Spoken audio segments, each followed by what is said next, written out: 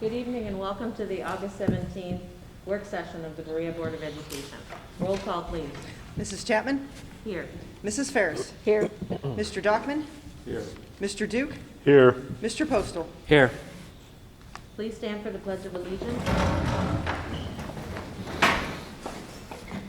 I pledge allegiance to the flag of the United States of America and to the republic for which it stands, one nation, under God, indivisible, with liberty and justice for all.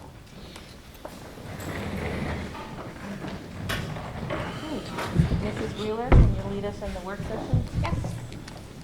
So we're going to start actually, kind of a two-part process here. So the document that you have and that Jill's displaying up there is, the first document is just a single-page document that is the remote learning plan. And I think I shared with the board at our last meeting that this is a document that's required by the Ohio Department of Education. It is due August 21st. The board has to review it, the board has to approve it, and then we submit it to them. They do, the Ohio Department of Education does not approve this.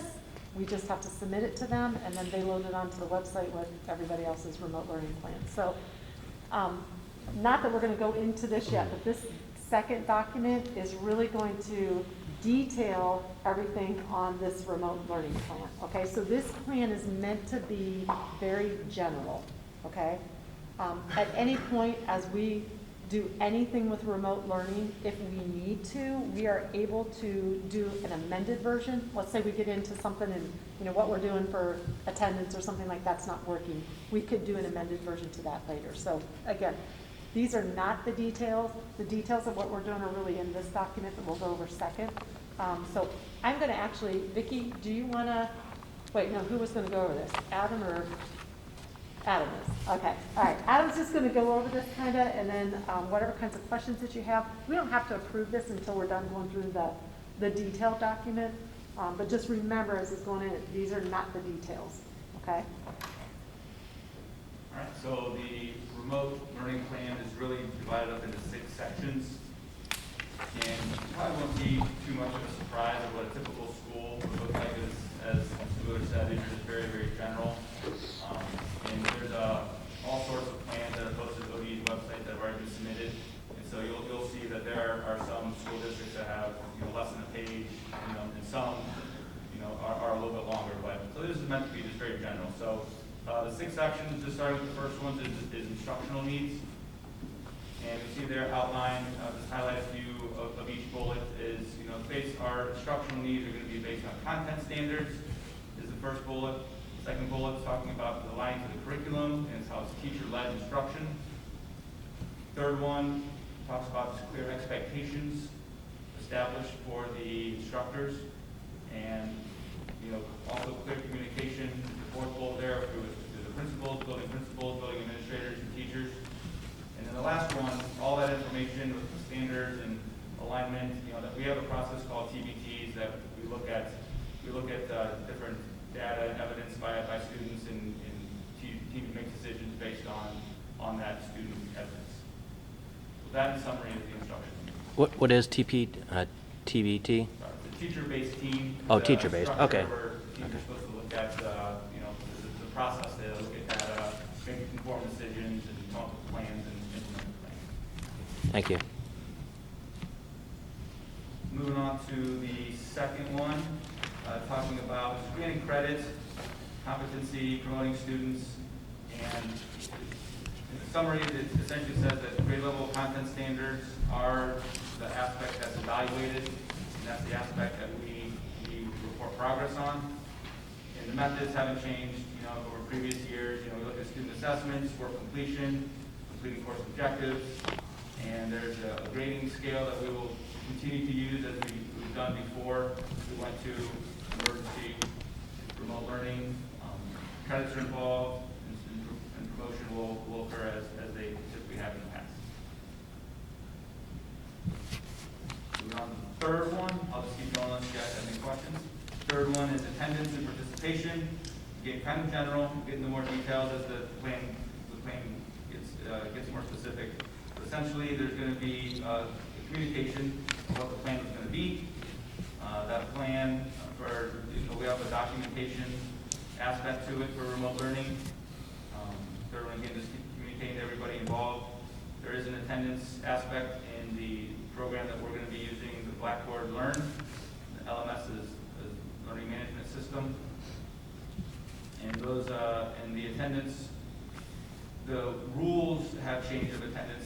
It's really up to the school district to determine, not so rigid as it has been in the past. So there's lots of different aspects you can consider. So part of that attendance is going to be just the student participation, documenting in their learning modules, discussion posts, activities, assessments. That could be an aspect of attendance, not just checking in at 8 o'clock, for example, on a certain day. And again, the tool that we're going to be using is Blackboard Collaborate as a virtual meeting as well that could also take attendance. Moving on to the fourth one, progress monitoring. So it just outlines there the grading system, how we evaluate, monitor, and we record student progress. And that will be done in Infinite Campus like it has been. And we have the added component to Blackboard Learning Management System as well. And so the staff and parents, this is what we're going to really communicate a lot of, is that the staff and students are able to monitor their process all the way through every aspect of that. So we're in the process of even creating a cheat sheet for everybody, students and parents, to be able to access Infinite Campus and be able to access Blackboard Learn so they can see live when as soon as a grade gets entered, and the parents and students should see that right away. So that's how we're going to be monitoring students' performances. The fifth one, equitable access, just briefly outlines how we try and be as equitable as possible with everyone receiving a Chromebook. If there's a family that's in need of a hotspot, we call it, with the internet access, we're going to attempt to find those families and we encourage them to reach out to us so we can provide that. The students will be rostered in Blackboard. There's going to be training involved. And there's also an aspect called Quality Matters Guidelines. It's an online kind of benchmark for expectations of how to manage a class online. So Quality Matters kind of represents. And lastly, professional learning is the training that we have been doing and will continue to do, which is training on what blended virtual remote learning is, and different aspects through there, training on Blackboard, and then throughout the year, in our schedule, we'll have wherever needs arise, we'll continue to provide the training to meet those needs. When attendance is taken at Blackboard Learn, does that automatically go into Infinite Campus, or do they have to do both? We are working on seeing what we can do, and we'll talk about that a little more in the attendance part, but it can, yes, it can, as soon as it's taken in Blackboard, it goes to Infinite Campus. That has that option. The LMS, Blackboard Learn LMS, what's the acronym? Learning Management System. Oh, okay. Thank you.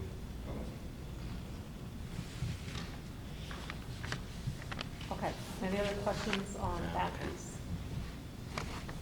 Okay, so we'll get into the more detailed parts of what we're actually doing with remote learning. And so the document that you have in front of you, the responsible reopening document, so this is going to be part of remote learning, but then it's also going to talk about in-person learning. It's also going to talk about the Titans Virtual Learning Academy. It's going to have, this has all the cleaning protocols. This has, what happens if someone tests positive for COVID. So this is our detailed plan. So we're going to go through this. We are not going to go through every single piece of it, but what we're going to do is break it down and highlight what we think are the most important pieces right now, but also then give you time to take a look at it. This, just so you know, the reason why you didn't get it ahead of today, like we literally were working on it today till after 3 o'clock, finalizing some of our parts and pieces that we met with our team this morning, which is our executive team and then all of our building principals. After that meeting, then we all met this afternoon to finalize it. So it's still in draft format. Our goal is, getting your feedback and input tonight, is that also then by Wednesday night, this is our final plan that we're going to roll out to the community. Okay? All right, so if you actually go to, I think we can, if you start on page 3, again, I'm just gonna skip, there's, we put in there, we wanted to list, we thought was important, all the people who had a piece or part in this plan, so, a lot of our staff had that. But on page 3, again, just kind of what this looks like, and the thing I want to point out on this page again is remember what our goal was. So our goal, every time, all of our decisions provide the best possible education during this global pandemic for all students pre-K-12 without sacrificing the health and safety of our students and our staff. So everywhere in here, you're going to see the little caveat of how this plan is fluid, and that as things change, if they change, that we will be updating this as we go. So if you look on page 4, believe it or not, we have condensed our 2021 school year information on one page. I wish it were that simple, but this is, again, some things that we know families are going to have questions about. So we are hoping, I think we're like blowing the winds to get this boat across to us, to get our Chromebooks. But we are hoping that we're still on track, that the new Chromebooks that we ordered will be here by the end of the month for distribution. If not, Vicki has a plan B. So how that's going to look is that, and that was part of the process meeting with our admins today, we want to organize so that our families can come and get their Chromebooks, their books, any materials, any manipulatives, whatever each building has, workbooks, whatever. There's going to be a one-stop pickup. So our goal is that we have all of that at one time. Each building will kind of come up with their own plan of how that's going to look for distributing materials. Our first day of remote learning, which we had said initially was going to be September 8th, it's actually going to be September 9th, and I'll tell you why here in a second. So all students will be expected to be online with remote learning beginning Wednesday, September 9th. Actually, if you skip down to the open house, the meet and greet, one of the big reasons why we needed that extra day is we are, especially at the elementary building, the plan is at the elementary as much as we can K through 4, and that may go into the middle school in 5th grade. Nick and his team are talking about that. But K through 4, they want to do a face-to-face meeting with each family. So staff member bring a family in with their child and do a one-on-one kind of visit. Things Adam talked about, I know Steve's going to talk about some of it. Number one, it's really important with those little kiddos to be able to sit down and go over Blackboard with them. So hand them a Chromebook or bring your Chromebook with you, being able to sit down and go through Blackboard. This is how you log on. This is what you're going to see when you get in there. And then addition is to really stress to parents the importance of Infinite Campus, of being in Infinite Campus to check their child's progress through grades. If you remember last year when we were in emergency remote learning, one of the requirements is we made staff K-12 use Infinite Campus to report progress on where kids were with their work that they were doing. So we're going to keep that in place this year as we move forward. We did an updated version of supply lists, so families will have that. I think it's already on the website for people to see. We've kind of gone through and just did asterisks by stuff that they need for virtual learning. One of the cool things that we're doing with supplies too, with some of our CARES money, is we're going to buy every student a whiteboard, a mini whiteboard, so that if there's things that teacher wants them to show, they can all show it on their screen. So that's one thing that we just placed an order for, so that will go home with every student with their supplies too. So again, with the open house, elementary is going to be they're going to offer in person. Obviously, if a family can't because of a medical reason or anything like that, we want to be able in some way then for that to be virtual, at least so that we can have a face-to-face meeting in person if they can. Obviously, if not, we'll do it virtually. The middle school and high school will be conducting virtual open houses, and we're not sure when that's going to happen yet. We think that'll probably happen the second week. Did they talk about the week of the 8th or the week after that? They didn't give us a real definitive. The high school team's going to work on what that will be, and so will the middle school team. But the elementary will go those first so many days, and they'll go into Tuesday of that next week. Because you figure we're going to have, on average about 24 kids that they'll have to meet with, so we want to give them ample time to do that. So that's why we bumped the first day of remote learning to Wednesday instead of Tuesday. Any questions on that? Okay, so to kind of get into the meat of what remote learning looks like. So I'm actually going to ask Adam and Steve to kind of talk through this. One of the things, and I've said it a couple times and just repeat it again, one of the things that we heard loud and clear from families were we need to make sure remote learning looks differently than it did in the spring. And we keep saying the spring was emergency remote learning. So we think we're going to be way better prepared for this as we move forward starting in September. So it was important for us to show our families how it's going to look different. So I'm going to turn it over to Steve and Adam to kind of highlight some of this. So, fill in the blank, Steve, that I missed. So we got a graphic there about what it looked like. Even though I'm coming from a different district, every district was seen in that same place. So just a visual of what it was before and what it's going to be now, where we had just teacher check-in from before, and now it's going to be teacher-led instruction.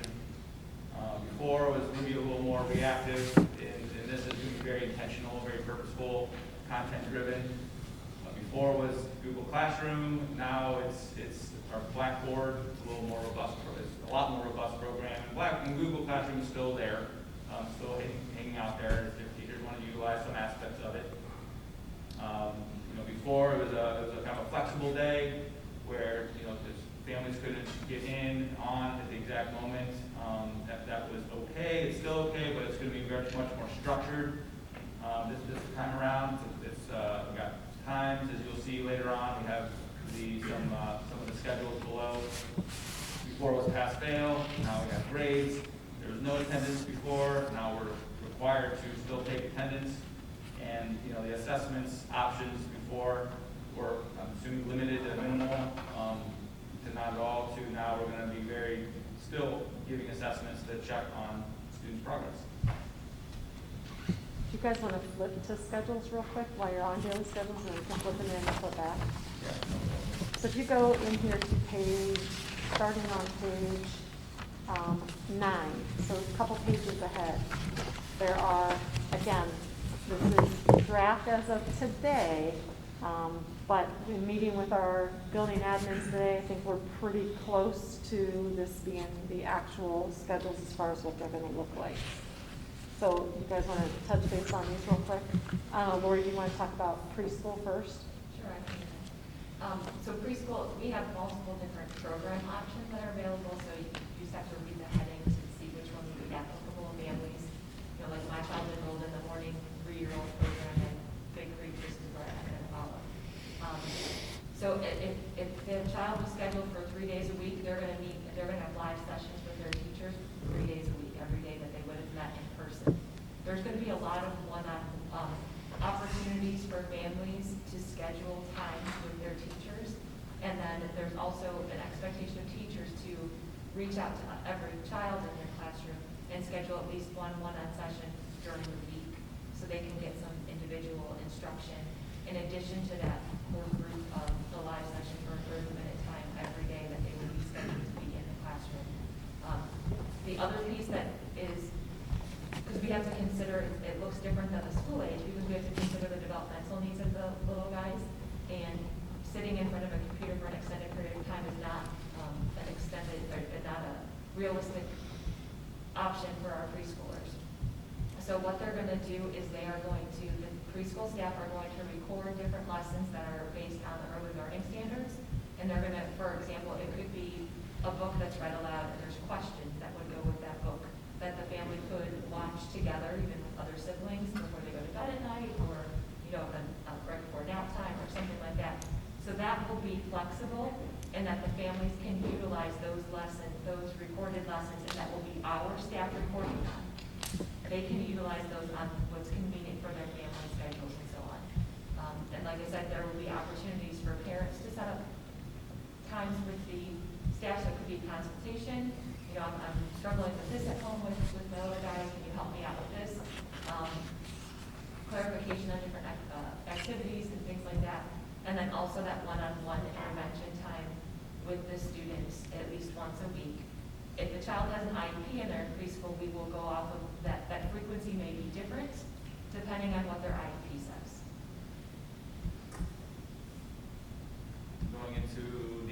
elementary, middle, and high school. Kind of just give a general overview of some similarities. There's every building up there is a little specific. So what you will see as a consistent pattern is you're going to see a class or a period, and you're going to have some time with it. And so those class ranges, from elementary, 60 minutes to 35 minutes to 45 minutes, depending what your building you're in.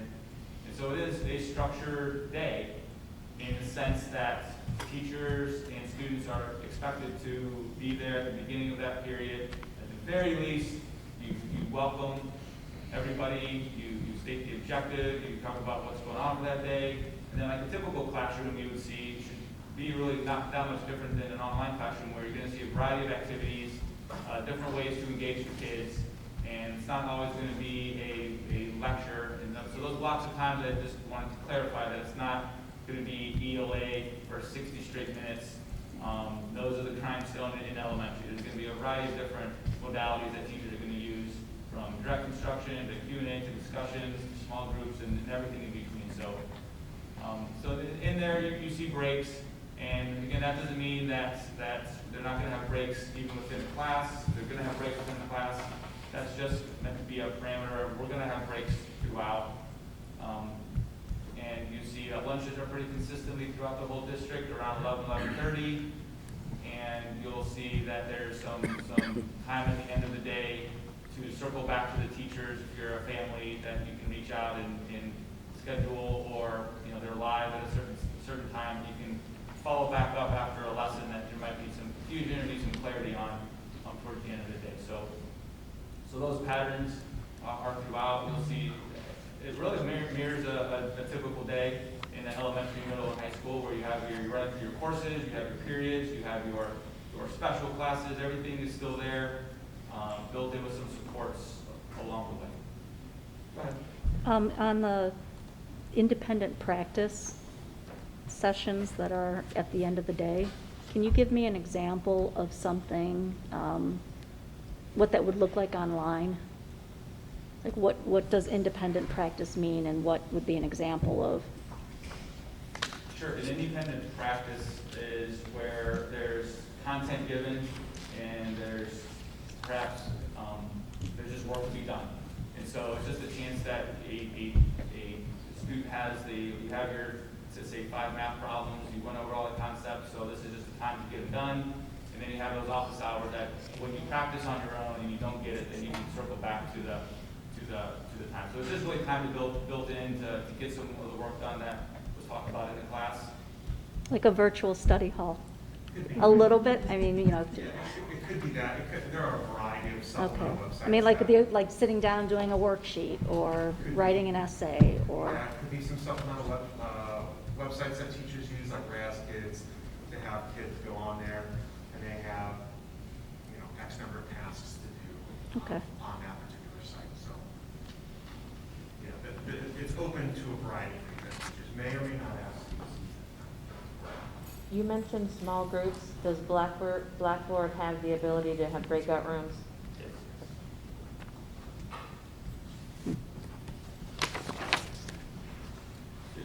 Another trend you'll see that there's some gaps between classes. Jumping from virtual to virtual, to perhaps a different teacher or different content.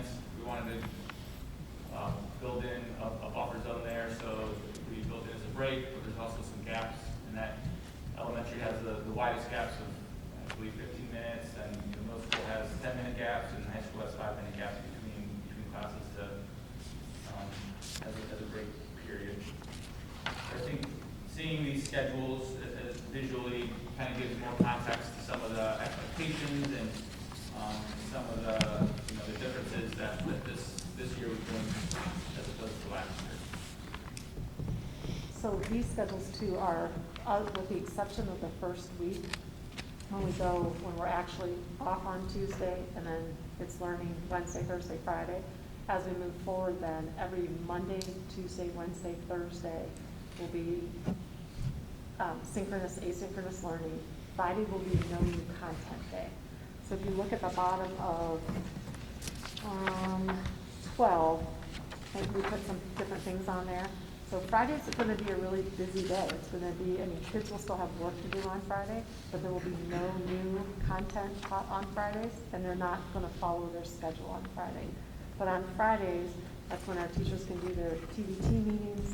There'll still be office hours. There could be help sessions. That could be the day where we see so-and-so struggling with this concept, 3 or 4 kids. So on Friday, you're gonna come into a group meet, and we're gonna work on something together.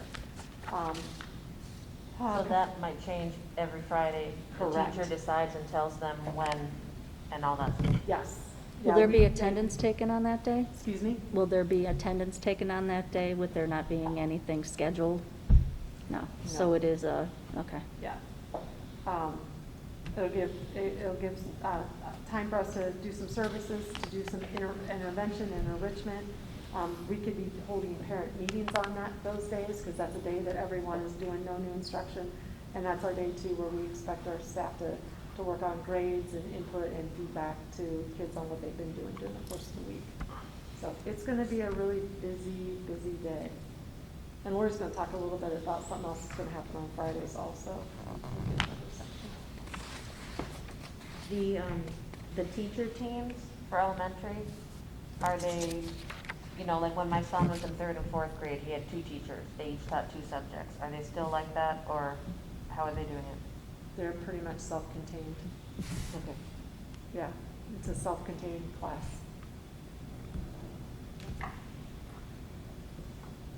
You guys want to go through a little bit of the expectations, and I definitely want to cover grading and feedback and attendance in a little more detail. So we're still hanging on to a blend of live instruction and on-demand asynchronous instruction, so that's still going to happen both. I think a good classroom has a balance of both. So I guess in terms of the expectations, teacher expectations, that's part of it. If you're going to do a live new content lesson, we expect that lesson to be recorded, to be posted to their site. So if there's any student or family that couldn't log in at that particular time, they can still circle back. So it's a blend of both, and there's advantages to having live. I mean, you have more dialogue, it's more engaging typically. But there's also advantages to having recorded lessons where it's a little more flexible on people's schedule. You can actually process a little bit, pause the video. So there's advantages to both of them. So we want to encourage a good blend of both of those. Just to highlight a few things under the teacher expectations is good instructional practice is good practice. No matter if you're online or in person, we're still going to be encouraging, providing professional development opportunities for good, solid instructional practices. So that should not have ever changed. Again, to echo what Wheeler said, we have Monday through Thursday is going to be the expectation for students to log in for new content. That's when attendance will be taken. We'll talk a little more about attendance a little bit. It's a little more complicated than that, but we still got the standards. There's a bullet there about some neuroscience about the expected what's the word I'm looking for? Attention. The attention span is typically age plus 2 years, and there's some best practices out there. You should max out at 20, depending on the age. But so if you have a kindergartner who's 5 years old, you really shouldn't be doing anything on 7-minute chunks at a time anyway. They're going to lose focus. So kind of just some guidance for the teachers for a frame of reference. Talks a little bit about some of the activities you can do in that block of time. Again, it's not going to be 60 minutes the entire time doing one activity. It's going to be a variety of different ways to try and get students to learn and be engaged.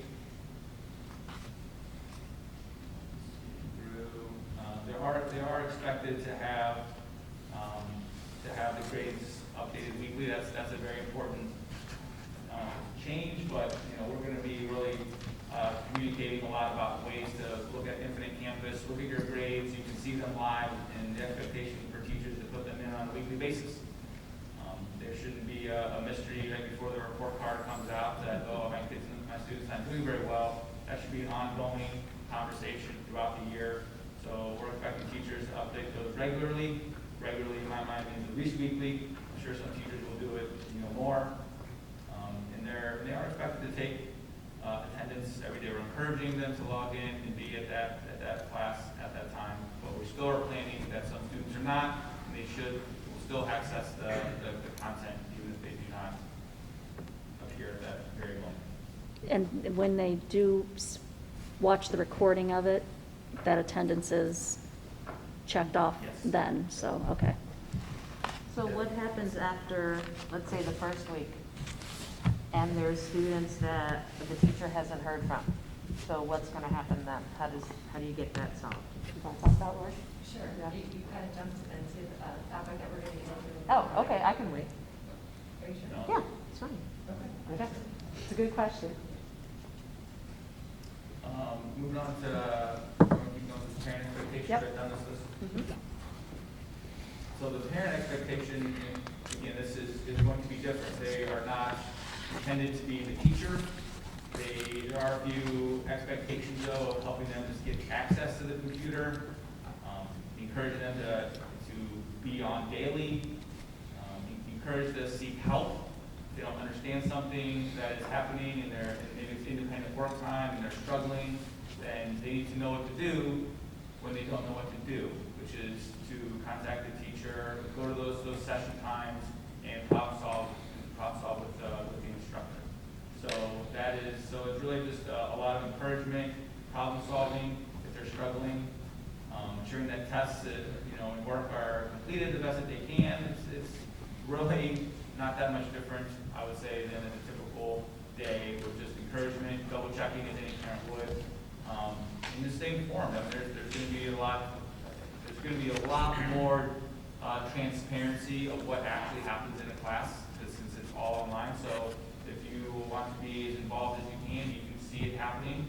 And so, stay informed, do all the course requirements, deadlines, things like that, the best that you can. So that is what we put down as parent expectation. From surveys, do we know how many kids are by themselves in a day with no adult help at home? We do not. That's going to be. But we know there will be. Yeah, that's what we will talk a little more about, and that's why there are, so we're going to know if they log in. We're going to know that. If a student is not engaged, like if they were in person, then a teacher is going to reach out. And they're going to try and get a hold of them, hopefully that day. If not, if they Get a hold of who? Get a hold of who? All the numbers of contacts that we have. We have phone numbers, Oh. emails. If that doesn't work, then we'll make a house visit. So, but they're not required to have someone there with them, or are they? I think one of the goals that we have that would be different from last year, this spring to this year, is that we want students to be engaged by the teacher, and essentially hand over controls to the teacher to provide the content to the students, and less reliability that the parent needs to be sitting right next to you to guide you through the instruction. So we want the teachers to really take that as Yeah, I understand that. as close as we can to Right. them physically being. Right, I understand that. But I'm just concerned that if there'll be kids who don't have anyone adult sitting next to them all day, parents at work, both parents at work. I mean, I know there's not much, but So it's a that's- concern. That's where the recorded sessions I think become important, so that the kid could sit down and experience the class, although it's recorded, Okay. as his peers or her peers would. So that's So if a kindergartner couldn't do anything between 9 and 12 because they're unsupervised, they could get that lesson 5 to 8 o'clock that night? correct. Okay. Yeah. Because I wouldn't expect maybe a child care person to be also the teacher, like a parent would be. Maybe some can do that, that'd be great, but some parents just need the child to be, In the overseen. hands- In the hands of the teacher, right, as best we can, so. Okay. Continuing on, the technology is pretty self-explanatory about there's going to be access to that we know. We'll kind of provide access. There's a survey in there. And I guess I would encourage that if you know of anyone that doesn't have technology, you might not be able to access the survey. So there need to be some phone calls made and let somebody know that they are not able to access information at home. We'll do our best through the insurance department and trying to get them to access. We student expectations, which really, again, it's just being engaged, being there, being active participants, submitting the work the best that you can so we can give you feedback to see if you are matching the content or not. Grading and feedback is very similar to prior to a remote learning where teachers are, the best feedback is immediate. It's very descriptive, so students can confirm that they're doing something well, or they can change gears a little bit. So it's meant to be, the same way, where you are, getting grades, and getting grades is just meant to be a reflection of if they're getting it or not, work. We'll have a variety of formative assessments. High school courses are still for credit. There's certain requirements that they're going to be asked to do, and again, teachers are expected to update those as frequently as possible to give the families and the students the feedback that they need to make any adjustments that need to happen. Attendance, in a little more detail here. Is this your part? My part? Okay. Attendance. So essentially, schools have the option to use not just their physical presence any longer. There's flexibility in there. So we're still going to record. So as soon as they are out of class at 8 o'clock, the teacher's going to take attendance. And every time a student logs into Blackboard, we can see if they log in or not. So we're going to, there's two different paths. There's the engagement attendance part, because just like in real life in school, you could be in the classroom and completely not listen to anything you're doing, and are you there? It's questionable. Physically you're there, but mentally you might not be there. So there are really two components to it. There's the physically being there part. So if they're logging in, then that's being there. So we can track that. Hopefully there's still some stuff on the back end we need to do, but we can see the following day who logged in. So if you couldn't make the 8 o'clock time first period, we can still see if you log in sometime during the day, and that could track it. That could be your attendance. Make sure I said that right. Yep. Said it right? Yep. So then if they're not there, if no student does not log in that day, then that's going to be considered an absence. And then we follow our typical process when someone does not show up to email, phone calls, to let them know that they did not log in at all during the day. They didn't show up to any classes. So that would be the kind of the bare minimum that we can do as a school district. But then there's the other aspect of this being engaged, turning in assignments. So even if you are there in virtual presence, but you're not doing any of the work, and that process should still take place where there should be communication done, that work is not being completed, grades are updated regularly, and you can see we have some data to collect to see where the issue is. Well, they haven't logged in live at all. Maybe the parent sees that, well, I thought they said they were going to be in class every single period they're there. So we have some more data actually to track that a little bit. But again, just with engagement and grades, that can also be an attendance kind of tracking system where we can reach out and try and get people back on track if they're not engaged in their performance. If a parent's schedule, if you have a single parent who's, got a 8 to 5 o'clock job and they're at grandma's and grandma doesn't have the ability to help that child out, but they plan on doing their day's worth of work, I guess, after mom picks the kid up and after dinner, and they log in and they view all the recordings, do the work, so that student never actually showed up during the school day at all. Is that completely acceptable? Yes. Okay, because it's not just a case of, well, I'm not going to be able to listen, I'm not going to be able to participate live during this class. This is an instance where I'm not available those hours. And so that would be okay. That would be okay, and I know that's going to be, That's going to, yeah. It's expected, so that's why the lesson design has to be for all different situations.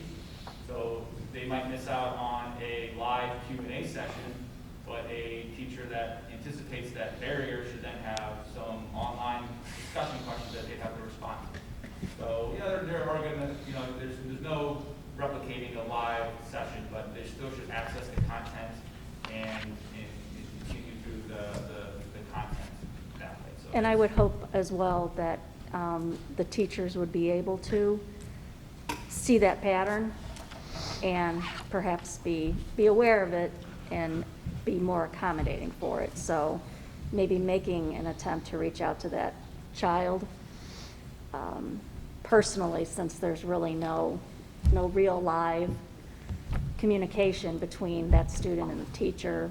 I would, hope that they'd be kind of on top of that a little bit more. Will that be proactive versus reactive, though? Will the teacher, during these face-to-face meetings at the beginning, especially at the elementary level, try to find out what Yeah. the situation is for each family? Yeah. Be more aware of it? Okay. Yeah. 'Cause, Yeah. I mean, for us, the question would be, if you're going to grandma's, is it because grandma doesn't have internet, right? Because what we're saying is, even if they're at grandma's, they should be able to log on. They still can, Because, right. again, we want the teacher teaching. We're not asking the parent to teach. We're not asking grandma to teach. They should be able to go through their day. So that will be our question for them. So if you're not on, why? And then that's where we have to then figure out what we can do to help in that process, for sure. Okay. Yeah. And we've got, again, Lori's gonna actually hear the teaser. Well, let's talk about that. Let's do social and emotional. So on the next page, we'll talk about social and emotional first, about meeting the needs of the kids, and something different we're doing this year, completely different than what we did last year, to make sure that those kids don't slip through the cracks in multiple ways. So, I think that would be something too that we emphasize too. It's a great point, Lori, to be proactive on the parents' part to say, hey, we have this going on. Please know that they're not going to be on. It doesn't mean we're not trying. And that'll be emphasized by our middle school and high school during their open house, like be proactive. Let us know what's going on so we can help you. I know, just talking to elementary folks from even just the spring, there was a lot of two-way communication between the parents and the teachers going on there, and I would expect that to continue. But to get on the head proactive is really, really important so the teacher can prepare to try to help assist that kiddo. That's why I think Friday's important too. Yep. Yeah. And I think it's comforting to, because I thinking trying to think as a parent, I was getting the impression that I can't help my child. Well, we're not asking you to, we're asking you to just provide, the nurturing environment, the electronic environment. That's a teacher's job. So I think I think some will be happy with, being comforted in that way. That like Corey was saying, you work from till 5 o'clock, and then, oh my goodness, I gotta watch all these replays and lessons for another 4 to 5 hours. I can't do that. My child's not going to do that. They should be doing the bulk of the work between 8 and 5 or 8 and 4, whatever the school day is, and then if there's some extra things, just as normal. When we went into the spring, Tracy's large concern was equity and access, right? And this board has done an unbelievable job of trying to provide every student the same access. But you hit it on the head. Equity is never going to be there, and every home is never going to be the same. What we want to try to do is let us know about that inequity, and we will do whatever we can to try and help you level the playing field as much as possible. Mm-hmm. That's a good point. And grandma can get the hot spot if it's needed. Yeah. Although it might be taken a little bit out of context if you don't explain what the hot spot is. So, but it's something that you're going to work with, and that's comforting. Is it easy enough for a second grader to open up the Chromebook and log on and Yeah, participate? yes. I mean, We want it's to get that- to that point, right? I think, and that's why these face-to-face meetings at In the beginning? Just because Blackboard is new, right? Mhm. I think they did a great job with Google Classroom last year. Again, not having any of that experience. So I think that our kindergartners, that's a whole new story, right? I mean, Mhm. so, again, what we do with our kindergarten could look a little different, but I do think for the vast majority of our kids, they will be able to get on, and they'll be able to do what it is they need to do to participate in that, in class every day. Okay. And if they can't, that's where we need to know and what we need to do to help them get there. Gotcha. And so we said that to be proactive, what we're doing is we met last week and we'll meet at the end of this week of representatives from school counselors, school psychologists, student family support specialists, teachers, principals, that we're gonna meet the plan, and we're gonna take a building and take all of the kids that are enrolled in that building and basically divide them up into small groups and assign them to a certified staff member in that building. So we're basically taking this larger school and making it a smaller, like a family connection group. And the expectation would be, if I'm the teacher and I have like 10 to 15 students max that are assigned to me, and I'm the one that's responsible to reach out to them before instruction even starts. Number one, just a warm welcome, a friendly face, like I could be your point person. You need something, you know, you have my contact information.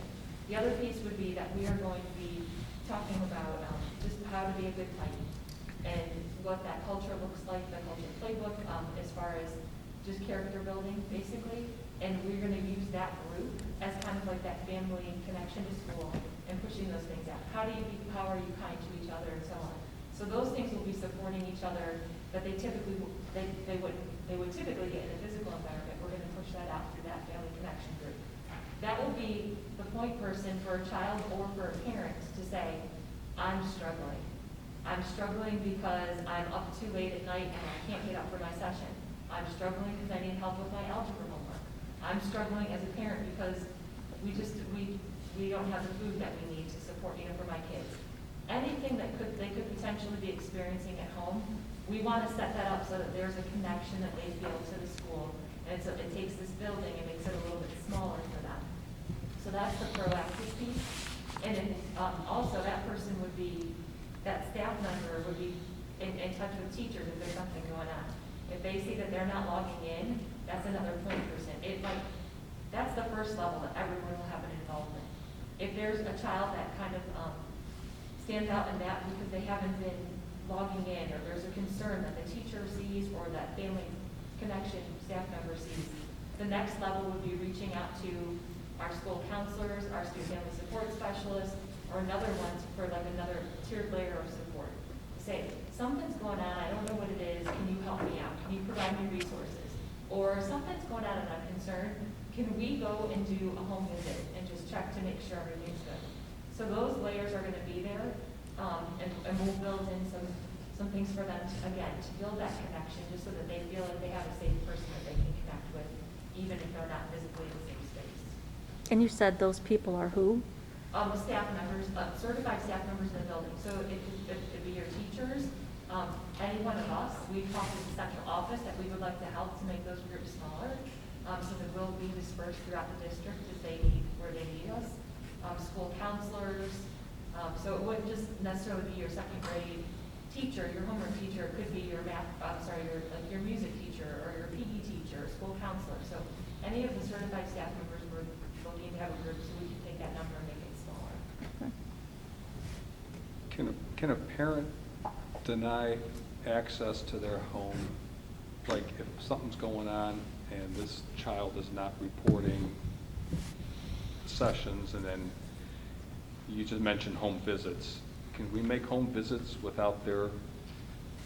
Well, home visit would be a knock on the door, not necessarily entry into the home. No. So it would be the parent's choice to answer that door or not, or answer that phone call. But if it raises a level of concern, we're mandated reporters. All of the staff members are, and so then we would take that if we needed to for the next action to make sure that we are doing our part to make sure that that child's safe. Okay. You send it to the next level. We did some of those in the spring, as kids weren't logging in to their homes. The high school did a whole sweep throughout all three communities to try and connect with the children that they hadn't heard much from. Okay. That's good to know that they don't have a safe haven, like you can't get to me.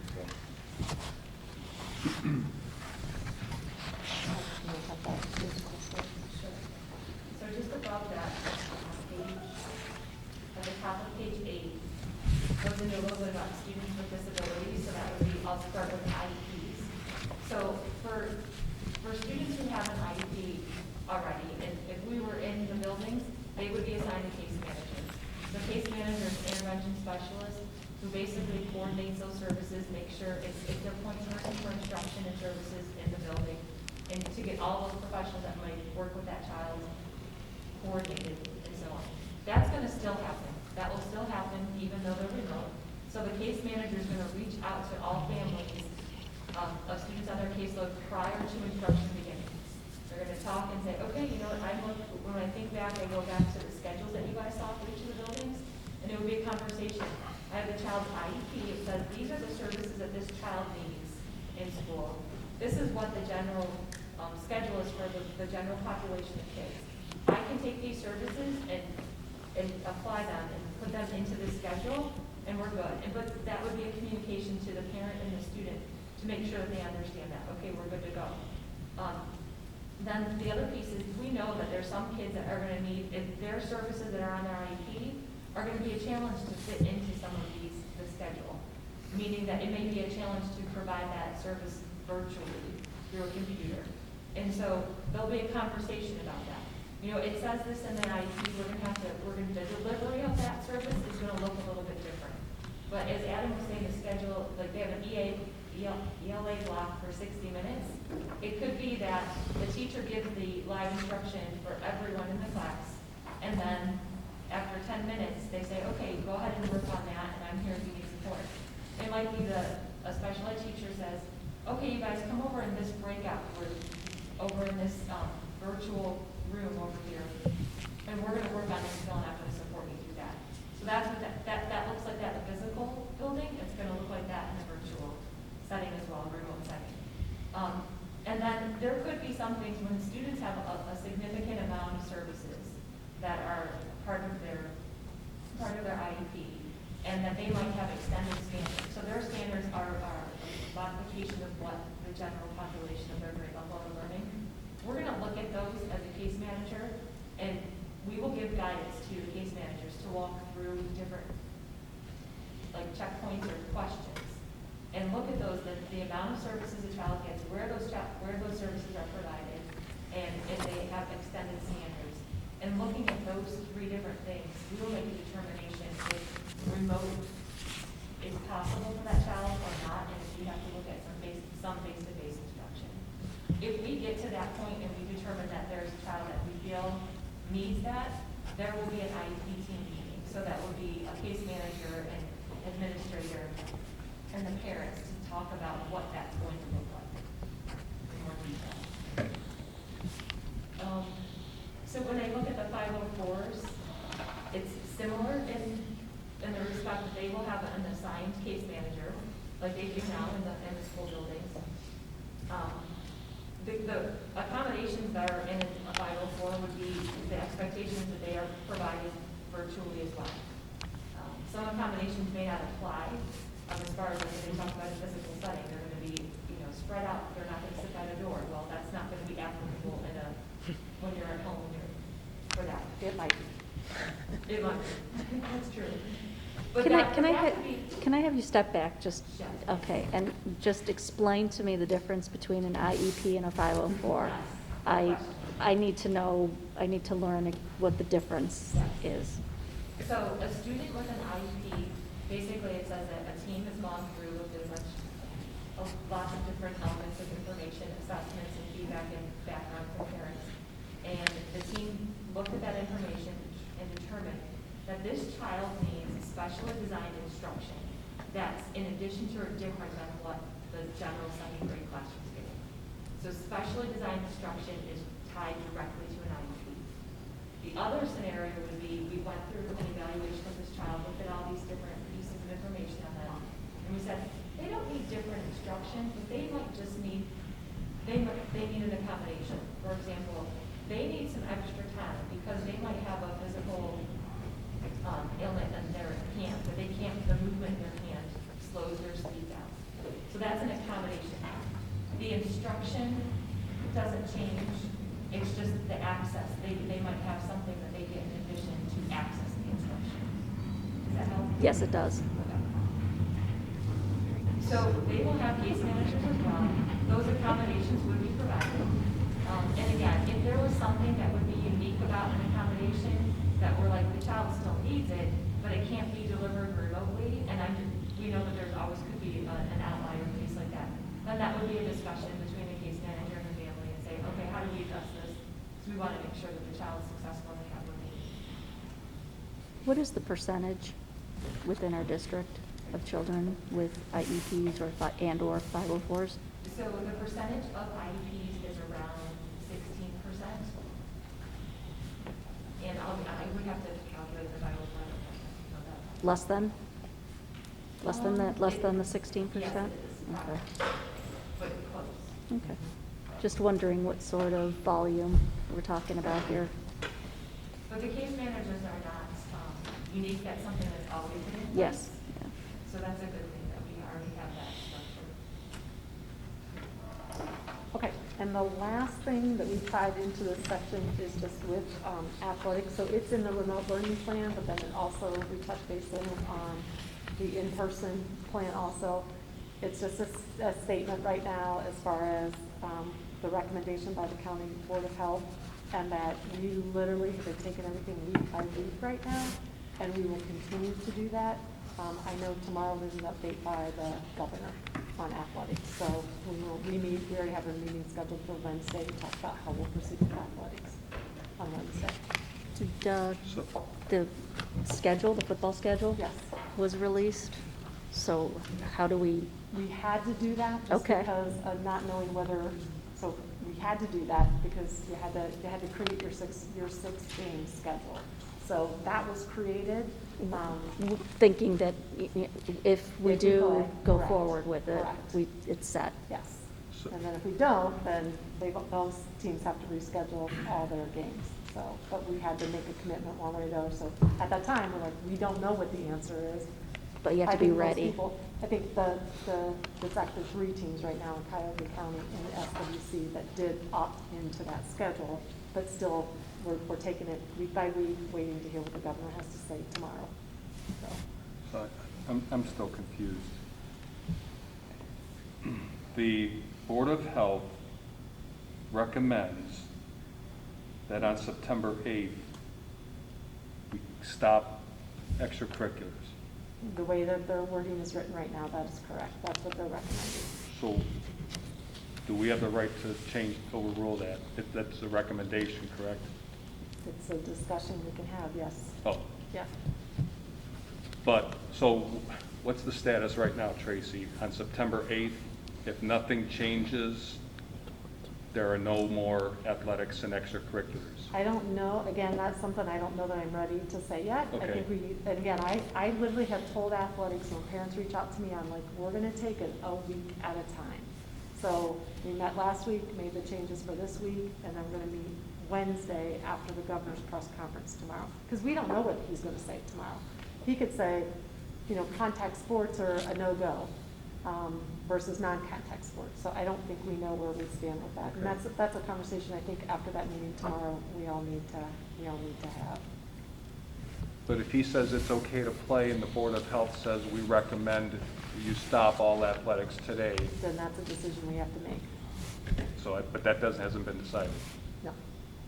It appears that it has been reading this. No, this just pulls the information from Okay. the Board of Health's most Okay. recent recommendation. Okay, Okay? so it's still to be determined.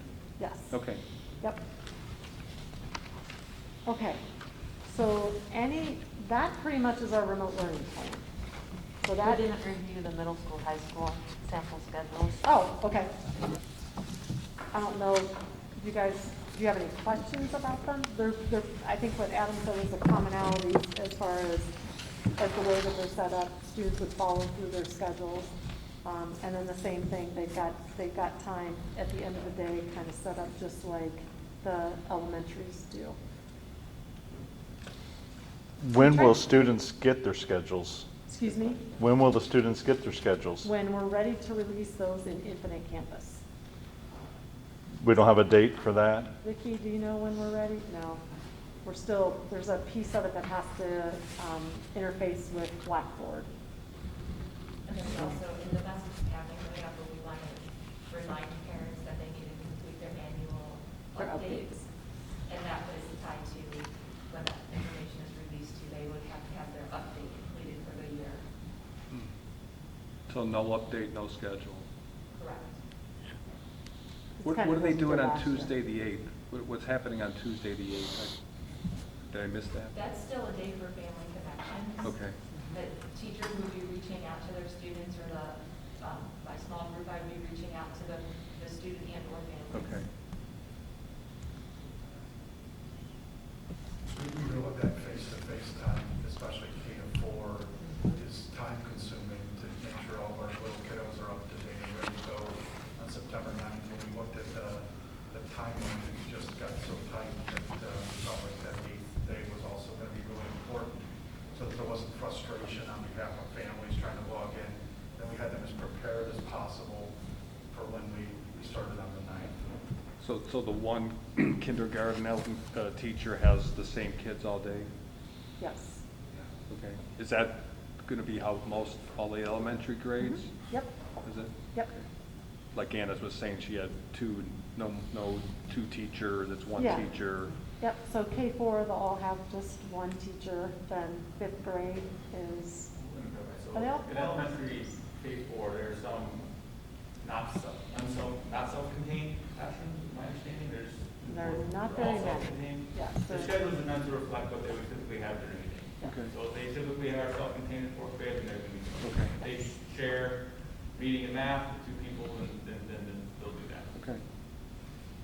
Trying to keep it as similar. Similar, so if and when we come back, then they can Right. just go right in, have the, similar structure of classes, especially middle school and high school. That's more applicable to than elementary. Elementary has a little more flexibility during the day, but middle school, high school, you have periods and bells and blocks, then, that structure will be very consistent to a period 1 remote, still be period 1 if and when you come back.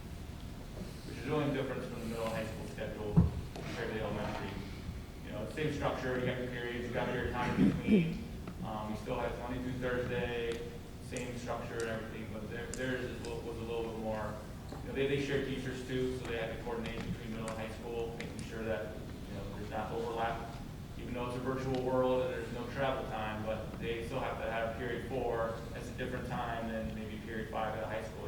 You don't want to overlap those, so they just finalized that today, so that's really not much difference in terms of throughout the day, what it looks like. Go ahead.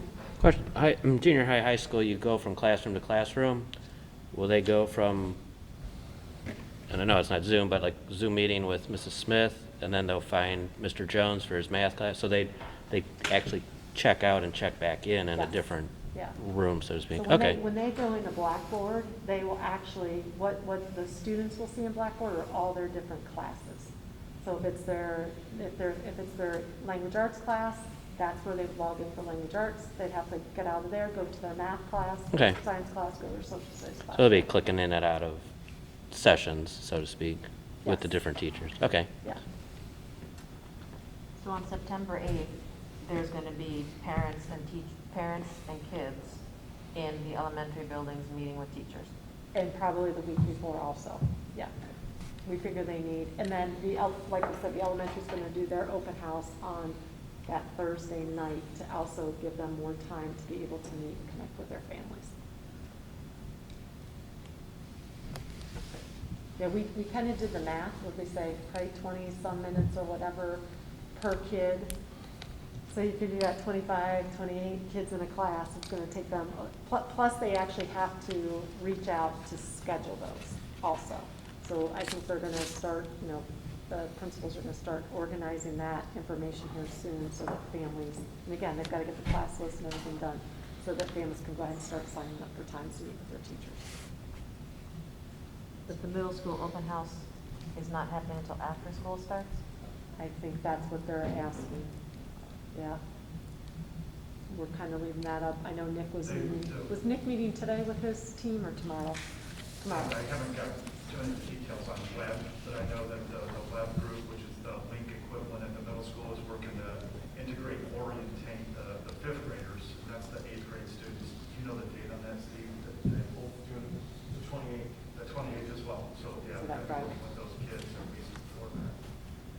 And I do need to follow up with Laura McCrary about kind of a parent open house for those 5th graders too, and I know she was planning something virtually. I have not followed up with her on that, but I will tomorrow. just seems counterintuitive to have the kids being in class and then the open house happens later on. Unless they're Which talking is about. typically what they do. I mean, it is It is, typical. but this is not a typical year.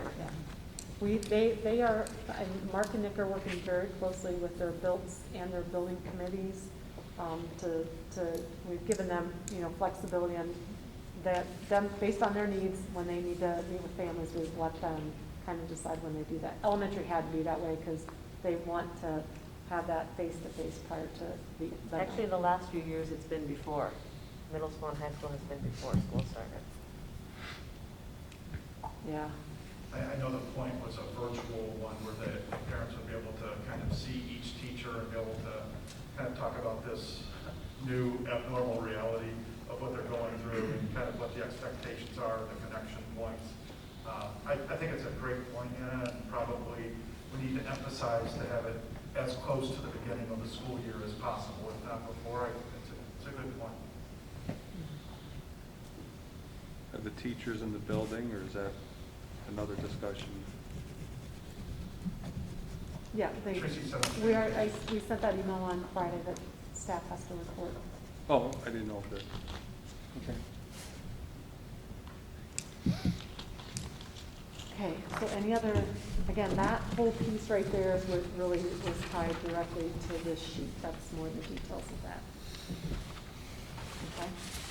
So the next part of this document, which there's a ton in here, we're not going to go through like every single piece of it, because there's a lot on cleaning protocols and all that stuff, like actually all the specifics. But this next whole part then talks about after this 9-week remote learning period is over, assuming it's only 9 weeks, right, or shorter, whatever it is, then how we move into in-person potentially, okay? So if you look at page 17, actually, so 17 is the color charts for the different levels, and we actually did a little bit of work on this today because my update on Friday with the Board of Health, and I know there's, I think I talked to Ann about this over the weekend just briefly, that potential that Cuyahoga County could drop to level 2 in an orange level, right? So I think we had initially on there that we would be in person if we dropped to that level. In the superintendent's meeting with the Board of Health on Friday, the Board of Health is giving no indication of not lifting the recommendation to come back, even if we were to go into level 2. So we left, I mean, in any level, and we don't know. We're hoping like if we got down to a yellow level that some of that would change. I got to go back to, again, what they emphasized on Friday is that the county does not have the capability to test pediatrics, and they are very, very concerned about that. And so what they told us on Friday, because we thought on Friday we were going to drop from a level 3 red to a level 2 orange. So we're all kind of like, so what does that mean? Like, are we going back? And they said, no, their recommendation still, even if we are a level 2 orange, is that we are still in remote learning. A couple things is 1 week of change in numbers. So the reason why we would go from red to orange right now is because there would be a decrease in the number of positive cases, not in the positivity rate. So they could fall under 100 as far as 100 new cases a day. They're looking for sustainability, that it's more than just a week or 2 weeks, even with those numbers. But again, their biggest concern, again, that they stress to us is that they do not have the capability to test. And that's the problem. So we just changed it to look a little different. So what would shorten you mentioned, Tracy, shortening the 9 weeks. What would shorten the 9-week remote? Then the Board of Health not making the recommendation that we're remote. Well, I think lack of planning on the Board of Health's part in terms of upping their testing capabilities, even if we do go to an orange or yellow, should not, preclude us from considering going back. I know other school districts are considering that as well. That's frustrating that we bumped this down, from what we saw a couple weeks ago. I'm just concerned that the Board of Health will never, ever have testing capabilities, and if that's their main reason for recommending remote learning, we need to start thinking, I think, maybe more proactively about getting our students in there, you know, in a safe manner there. So that's frustrating to hear that they stated that there. So So again, I get a weekly update, and they will continue to update us weekly.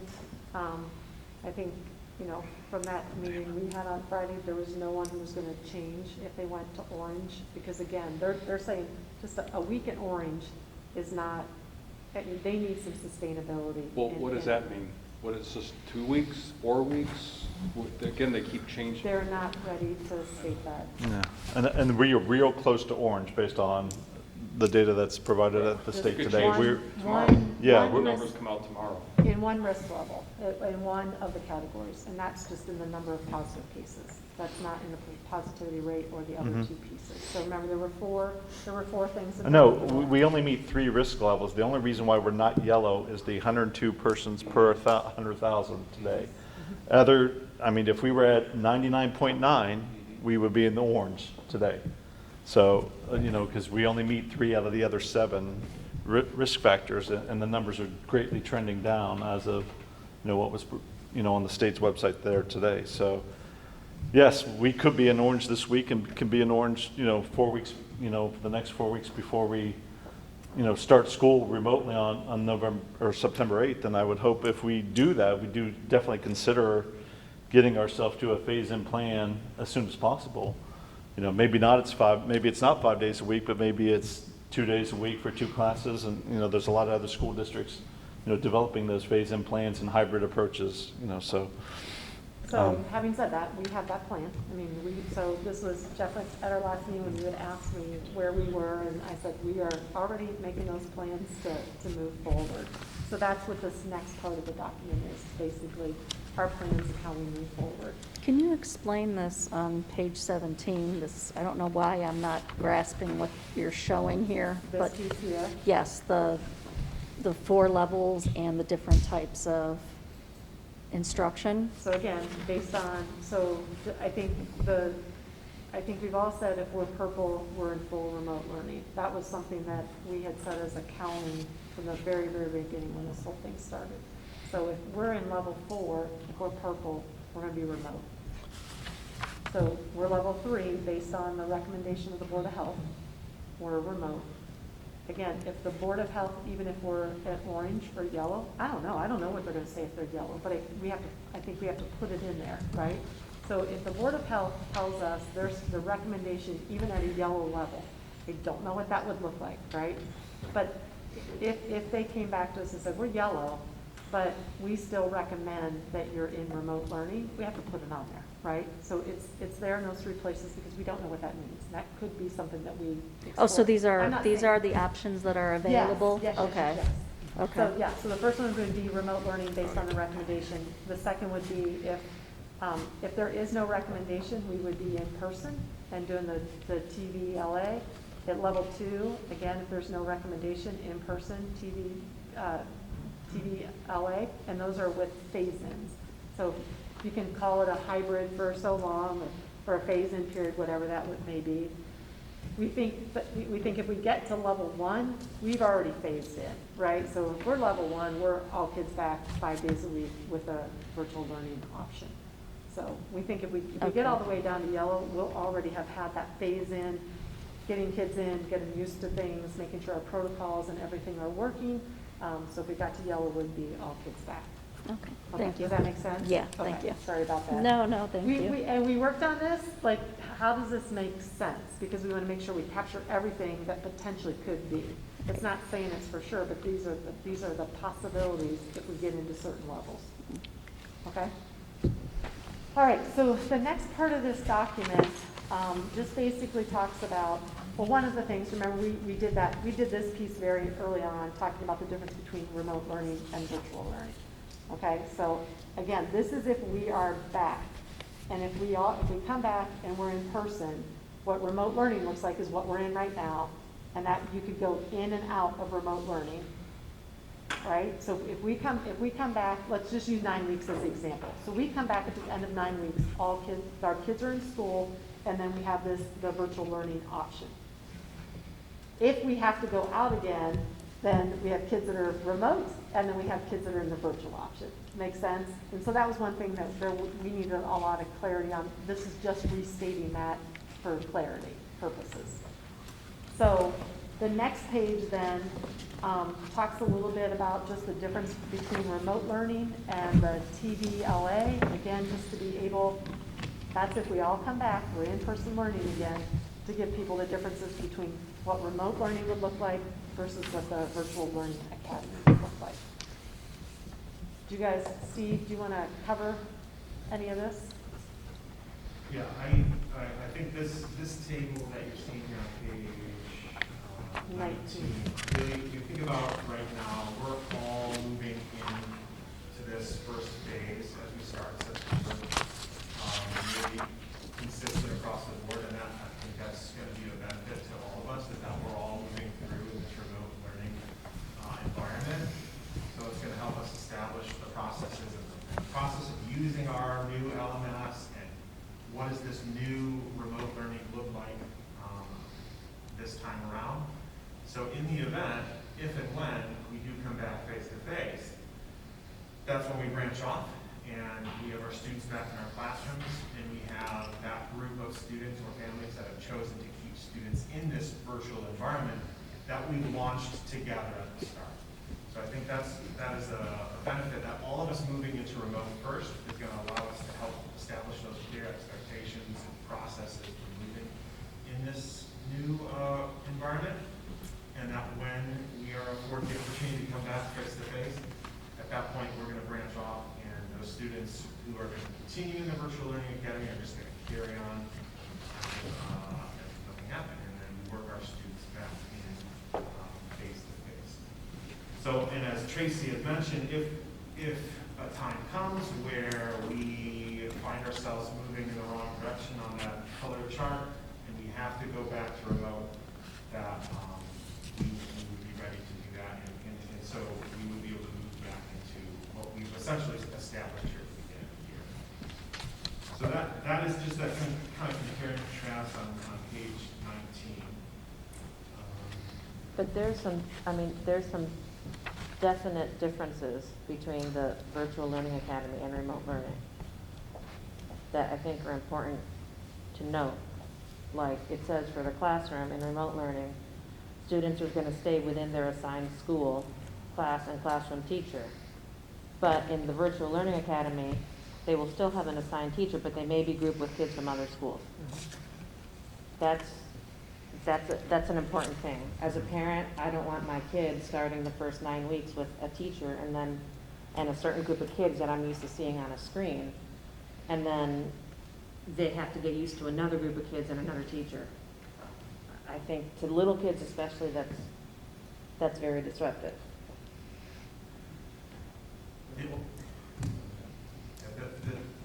The disruptions, there will be disruptions, and one of the topics of the committees that met to speak on this and talk about the pros and cons felt that you're going to have disruptions whether you start as two separate paths right now or if you start as one path, as we're choosing to do right now. That there would be kids moving into and out of those environments regardless of the way that we started this year. So. But if you started in the virtual learning, you would continue in the virtual learning. I mean, I can see that the remote would change because you would shift to the buildings to real live instruction. But if you're going virtual, you start virtual, you stay virtual, as opposed to starting remote and then having to move over to virtual. So there could be situations that would come into realization if students who, let's say, selected to start virtual learning academy felt that at the point where we went back face to face, they felt that it was time, I'm ready to move, I'm ready to go back into the building. So you're still gonna have that influx and, in and out flow of students who may not at that point choose to stay in virtual academy. And they may choose to move into the classroom. But we said they had to stay in for the semester. Yeah. We said they have to pick one of the first vote, we talked about this July 14th. Before the recommendations were gonna be, you have to choose in person or virtual. So if you choose virtual on September 8th, you're staying in there for the whole semester. There is no back and forth. Well, I think we've talked, I mean, we have said that, and we also know that we're gonna look at every kid and every situation on a case-by-case basis. I mean, if it's something that's truly not working for a kid, we're not Right. we're not gonna not permit them to come back in person. We would never do that. So it's not just, we don't want people moving back and forth in between things, but we know there's a reality for what, a couple big things as far as change too. Life changes, right? Right. With our kids and our families, and life changes with our adults, even with our staff. And so, I mean, we think a lot of things can change between now and then that will cause change, one way or the other. So, you know, I know, Adam, you were gonna say something. I don't want to cut you off. Yeah, it was kind of to answer both of those questions. So my recollection or understanding was the TVLA was happening as a part of, because we have in-person instruction. Right. So now that we're all online, you know, the thought of let's establish clear, consistent expectations for all was an important message. And so the examples of, and I've heard a lot of comments, and this is the main concern, is they don't want to change teachers right in the middle of something. And I get that relationship business, that's what we're in. There's a rapport that gets established, and you would hate to switch that. And we don't want to. But the reality would be is once, say 9 weeks goes by and all of a sudden we're back, it's like starting school all over again. We're going to reassess to see which kids want to go online, TVLA, and which kids want to be in person. We'll do that with our staff as well. And our guess, you know, is that we're not predictors of the future, but there's probably going to be a big difference in what people wanted to before school started versus living in 9 weeks. Maybe the 9 weeks went really well and they got a routine and things are going well, so that number might increase. Or that number might decrease depending on their experiences. So the thought was it's going to be, if and when we come back, it's going to be disruptive either way. For teachers and for students. The teacher initially saying they want to do online might not want to do online anymore after a 9-week experience, so that teacher might not be there, or that the student class makeup is going to get changed. So if that was the thought of, you know, the most comments that we received was that very example. Is you want to build that rapport, keep that rapport, but the reality is it's going to all get changed. It's like starting school all over again. We have to reassess and see where people are, which staff want to do online, which students want to do online, and it's going to just rearrange everybody anyway. So that's why we thought with that conclusion of it's going to be like starting school all over again anyway, let's just all be on one page where everyone has the same message. So then when we do transition to TVLA, they can just hit the ground running because they have the same expectations. But the difference between, and I'm just playing devil's advocate here, the difference is that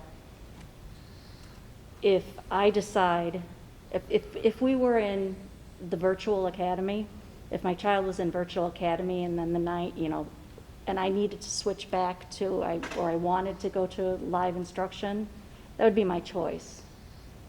But what this plan says is that everybody starts the same way, and you've lost that ability to make that choice. By having everybody go remote, if I want to go virtual, I have to change. As opposed to if I wanted virtual, I knew I wanted virtual from the get-go, I can't do that. So I know my child is going to have a disruption in a schedule. You're saying every child there is going to be disruption, and I think the point I'm trying to get across to you is that if we offered TVA from the beginning, TVLA, If we offered that from the beginning, there would be no disruption. We have the ability to offer a course of learning where there is no interruption. But as it stands right now, 75% of the students will just move to the classroom, and 25% of the students will face a disruption, which, some will not. With a few outliers here and there. Yeah, some people may change or say, I think I feel safe enough for my child to go to school, that's fine, but by taking the virtual academy away from the students, you're making them have to adjust as opposed to just allowing them to flow through the semester. Does that make sense? I see it differently. I see that when, if you have you're a first grade teacher and you have 25 students, they're going to be TBLA, they're going to be all over the district. And then we come back and that number doubles. Right? 25 more kids want to do online. So that teacher then is going to have a whole different class, a whole different structure, a whole different person. So I think that's going to happen no matter what grade level they're at. That first grade teacher could be teaching second grade because we didn't have enough people that wanted to do online in second grade. And I just think I just see a lot of change no matter what's happening. And I don't think students are going to maintain the same teacher. Some will. Hopefully the majority do. But no one can predict that future and how well things are going to go. And so we're, again, kind of keeping with the thought of that we want to have the same expectations across the board because we don't know what that future is going to be.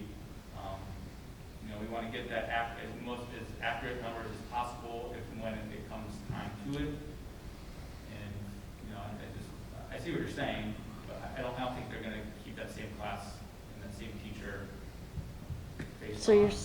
Even if you did start with remote and go in classroom, you still could have a different teacher after that 9 weeks?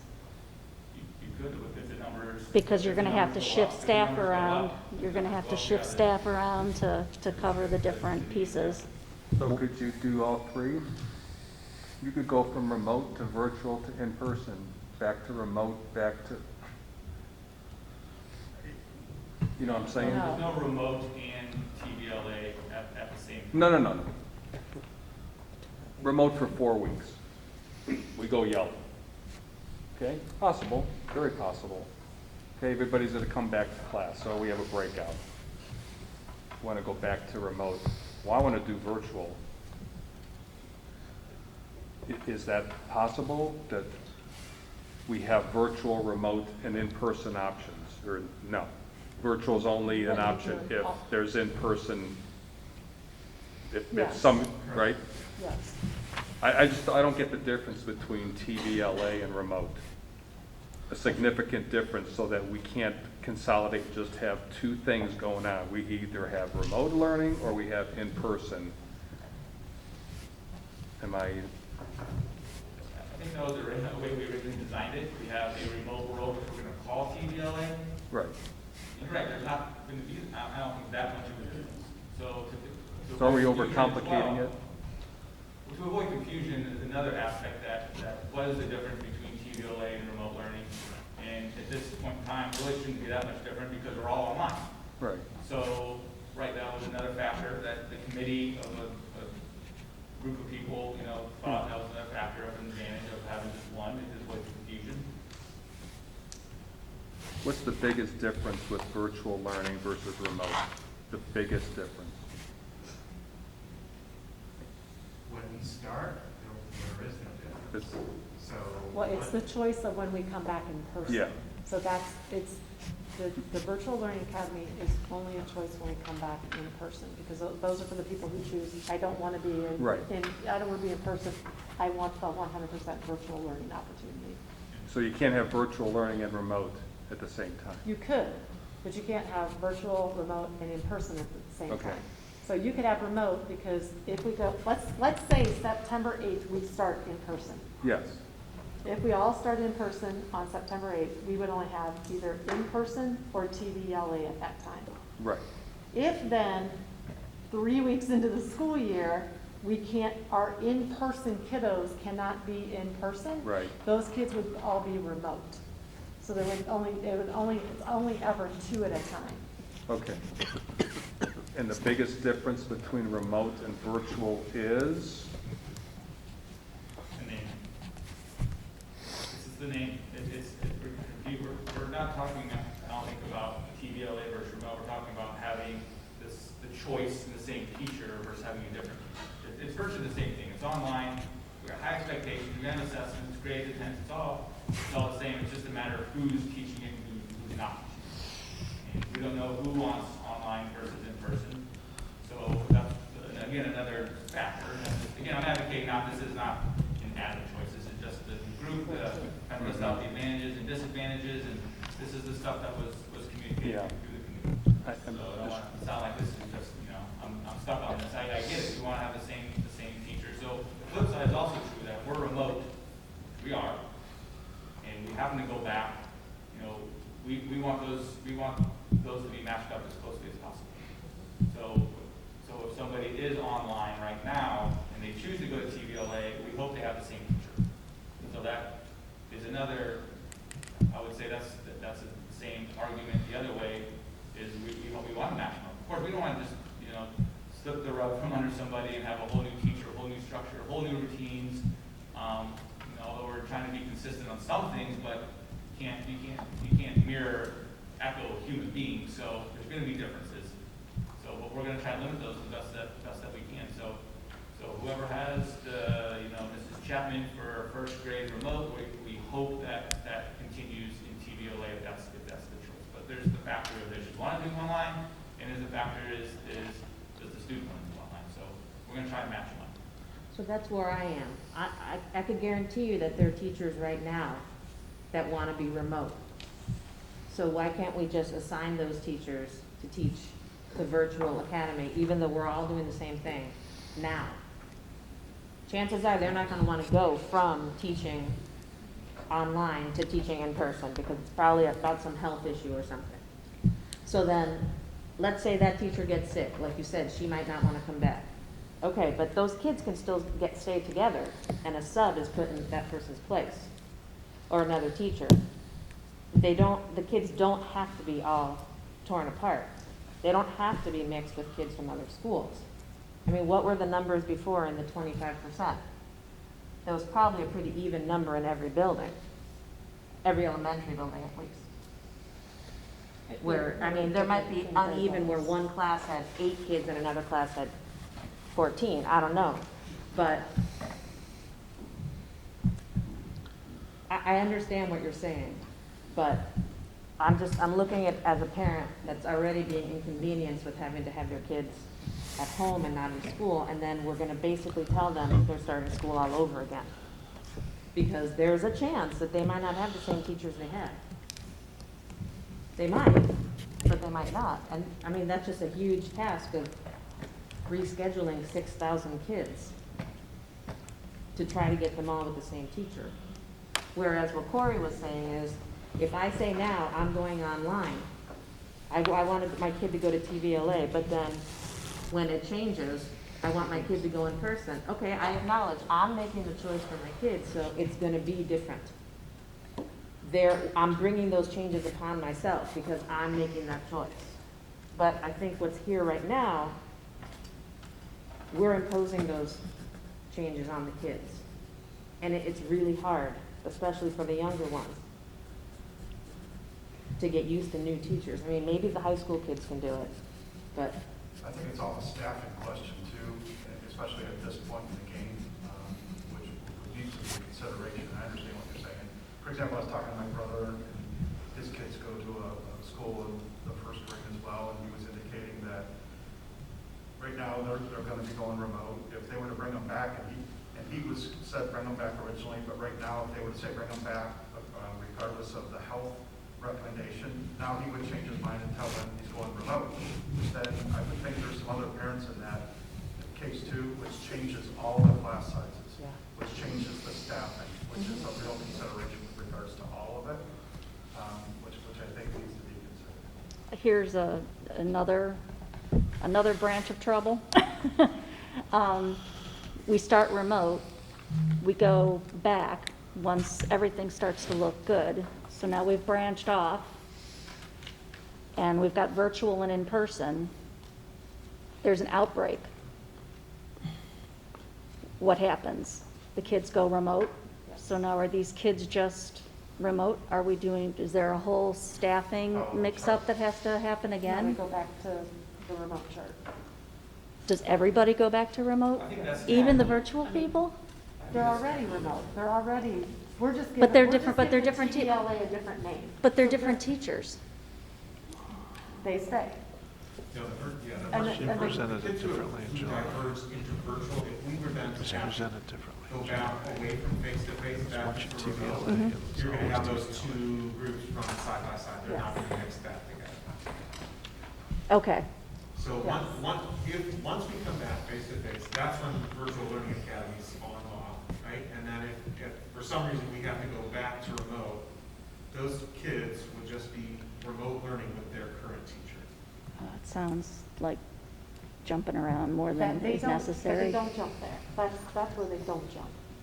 Because then those are the kids that would be either in Right. person or coming back, so they don't jump at that point. When are we going to ask for a commitment when you're going to be TVLA or on-site? When you go back face-to-face. We can't wait till then. We gotta plan ahead of that. We No, can't, well, we can't wait. Or else we're gonna be delaying going back on site for another few weeks while we figure this Well, out. remember, I said that the last meeting, no matter what we do, we can't turn it on a dime. No, we can't turn it on a dime, but we could plan ahead. And I think that's what Corey and Anna are trying to say is, if we do as much planning as possible, and what I heard in July was TVLA is going to be a separate academy. I'm going back to July, forget the July 30th Board of Health rules, your guidance. TVLA was going to be a separate academy, you commit to that for 6 months. We can plan ahead for that, we're gonna hire an administrator for that. They're gonna set that up for 6 months because we're gonna carry it over for the rest of the year. So we were gonna set up an academy, TVLA, for an entire school year, had an administrator, going to ask, we did a survey then, but we were gonna ask for commitment in August, barring the July 30th, guidelines.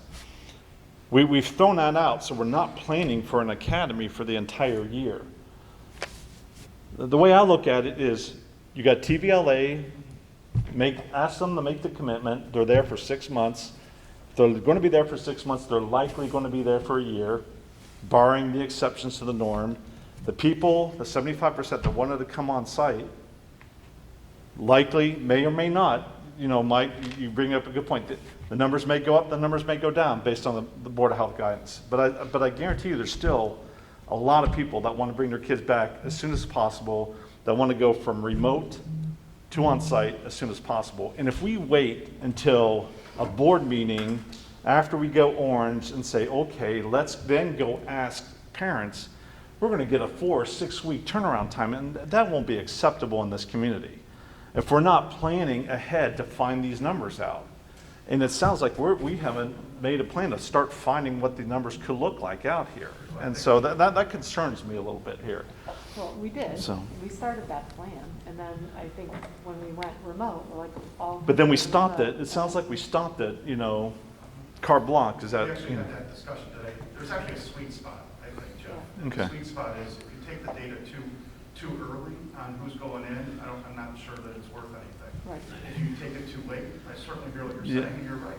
You can't take it 2 weeks before it's about to happen, but you have to kind of see where the health department's taking us. You need to get that data soon enough so that it's still worth something, and you have time to be able to plan and get it in as quick as possible.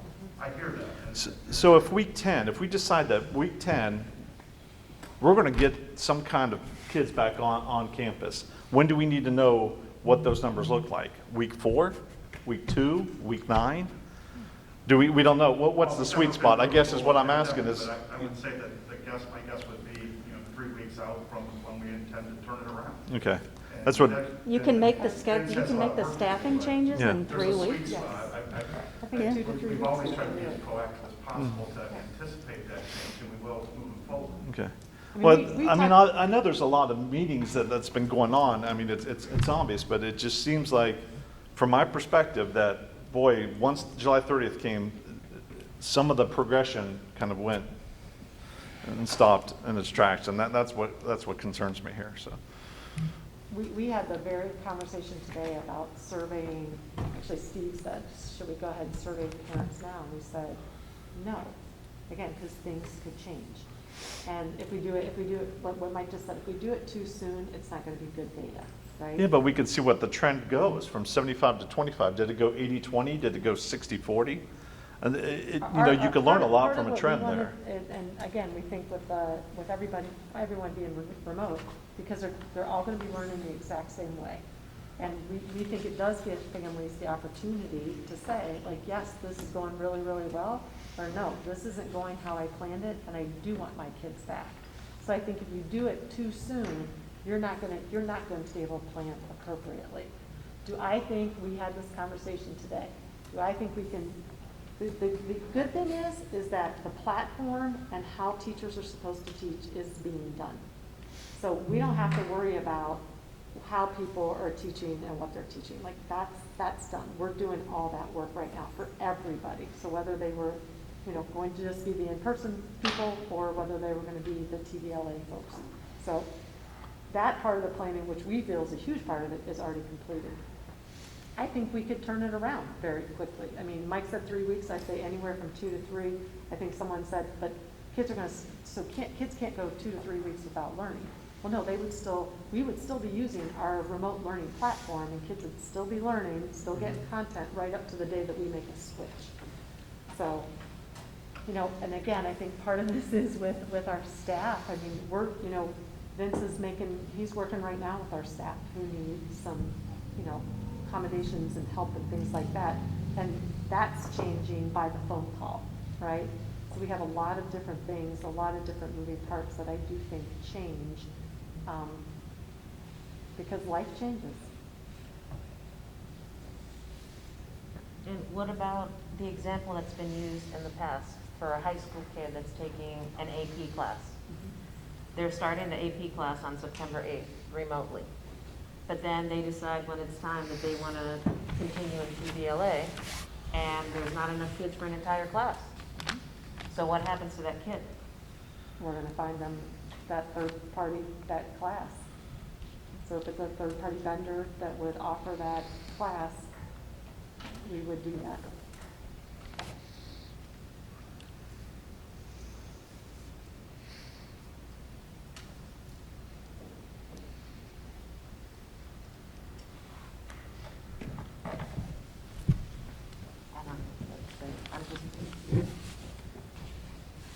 I think kids are going to be, it's going to be hard for kids at all levels. If we can't give them some kind of guarantee that they're going to have their same people with them, their same kids, their same teachers.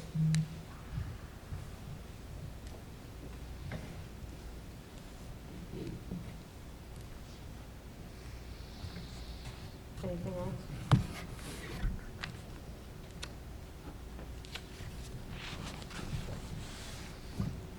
Is there any other part of the document that you need to go over with us?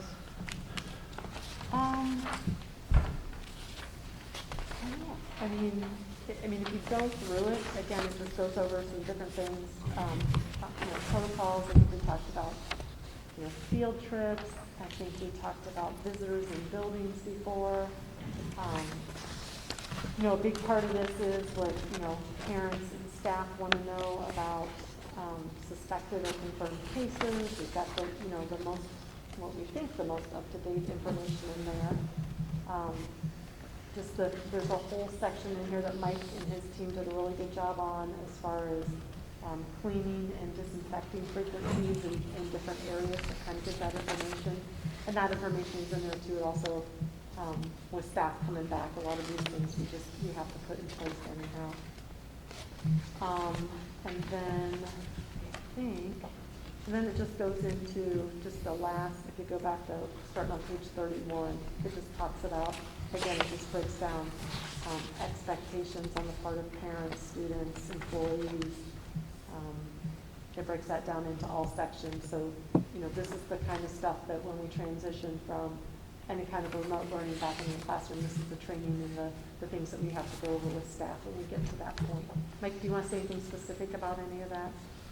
Really, we're following the governor's guidelines on the safe return to school, and so really proud of the work that our maintenance and custodial staff, clerking and transportation, Brianna and food service, and then Mrs. Elder in nursing worked on our return to school protocols, especially after someone, if there was a case of COVID or the quarantine process and procedure as well. A lot of work put into it. I have a question going back a couple of sections. There's a part about substitute not being available. Let's say we're in remote and the teacher takes ill, heart attack, whatever, and they're out 6-8 weeks and there's no substitutes available. Will those, let's say 20 kids, be distributed to the other classrooms within that building, or will one teacher take over both classrooms? How would that look, or how would that take over? So- Hopefully it's not necessary, but I'm gonna knock on wood. So if something happens, our first goal would be to try to fill the position, I'm sorry. obviously. Oh, right, but if there's no Yeah. substitute available, no, I would assume you'd Then want we to. would have to get creative. Okay, And what that looks like, again, it depends on the grade level, depends on the course, it depends on a variety of different things. But- okay, And I think that's real, right? Mhm. We talked today about just substitutes like I'm sick tomorrow. Right. What does that look like?